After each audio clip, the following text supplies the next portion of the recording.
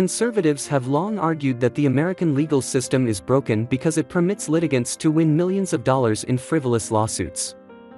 They paint a picture of a judiciary out of control, acting like a lottery to the lucky winners.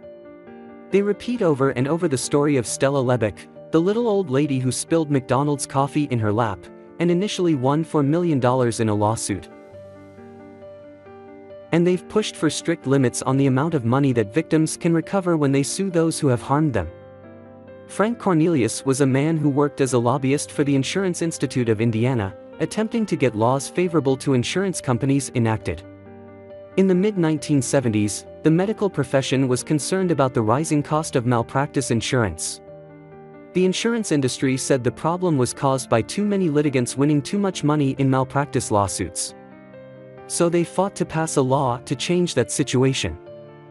Frank Cornelius lobbied the Indiana state legislature to limit the amount of money that victims could collect in medical malpractice cases.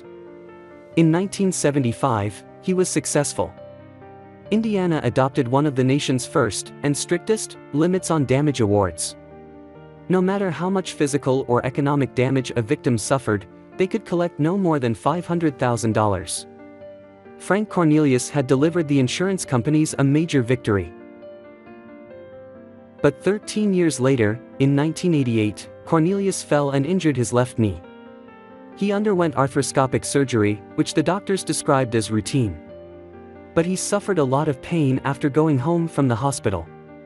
He repeatedly called his doctor, who didn't return his call until the next day. When he did call back, he told Cornelius's wife that she should just get him a bedpan. The doctor then went on a skiing trip.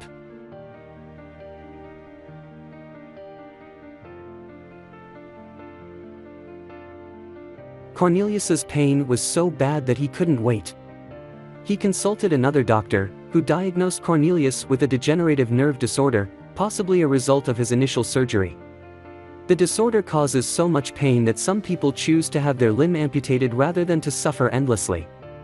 But the condition was still curable, so he consulted another doctor.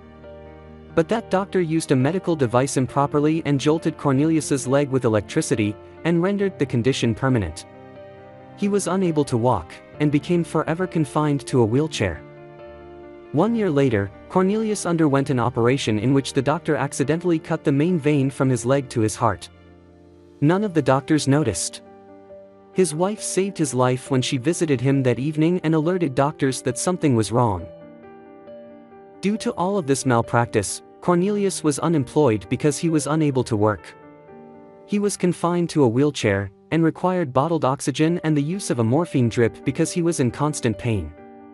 His medical bills and lost wages were in excess of $5 million. So he filed a medical malpractice lawsuit in an attempt to recover his losses. But Cornelius was a victim of his own success.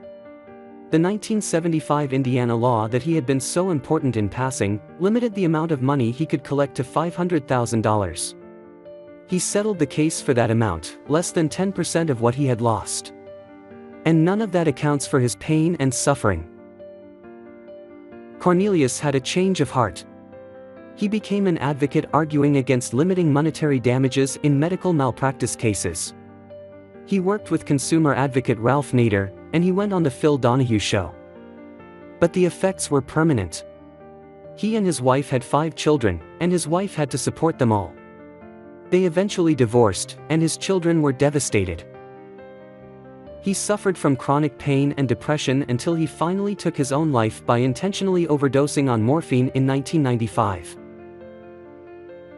The law had been intended to reduce healthcare costs, but healthcare costs in Indiana had exploded anyway.